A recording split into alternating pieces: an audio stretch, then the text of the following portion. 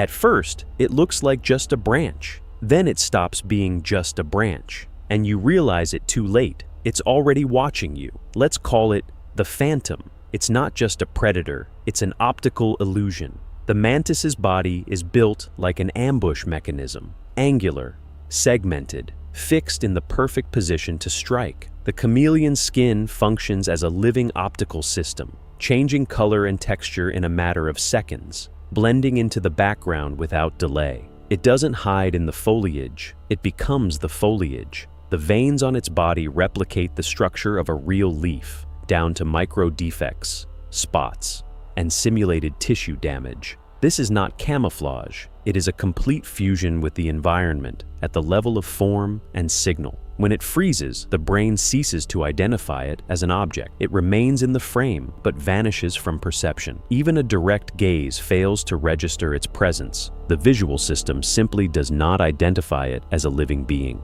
A chameleon's eyes operate independently. One scans the front, the other monitors the rear, and both do so simultaneously without synchronization. A mantis's compound eyes detect movement before the brain has time to interpret it as a threat. The phantom combines both principles into a single visual system. It scans the space in all directions at once, front, back, and above, in a single continuous stream of data. For him, there are no blind spots or moments of surprise. He already registers your next gesture before you even begin it, because movement for him is not an event, but a predictable trajectory. The phantom moves at a speed of 3 centimeters per second, slower than the shift of a shadow from a cloud. Each step is not a step, but a redistribution of mass, without a jolt, without pressure, without sound. The leaves do not react because there is no sudden change in load. The surface does not register the presence. It does not approach the target. It simply gradually finds itself closer, and the moment of convergence cannot be tracked as a process. This can last 10 minutes, 20 an hour, with no signs of an approaching threat, and then the reaction time gap occurs. The mantis's front legs are one of the fastest attack mechanisms among terrestrial predators. It takes about 70 milliseconds from launch to capture, faster than the nervous system can form a conscious response. By comparison, a normal blink takes nearly 4 times as long.